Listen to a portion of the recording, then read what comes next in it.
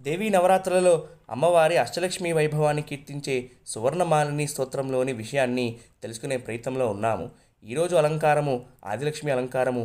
ఇవాల్టి శ్లోకము కరైగధృత పద్మ పద్మమాలాభిరామ శితనిధిరేష సర్వలోకైకమాత కమలనయన వక్షపీఠ మాతస్తుషీణ ప్రతిశతు పురుషార్థ నాదిలక్ష్మీరభిష్టాన్.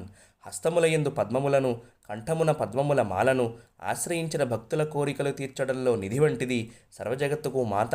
స్వామి యొక్క వక్షస్థలాన్ని నిత్య నివాసముగా గలది అయిన ఆ ఆదిలక్ష్మీదేవి ధర్మార్థ కామ మోక్షములను సర్వాభీష్టములను మాకు అనుగ్రహించుగాక అని అర్థం.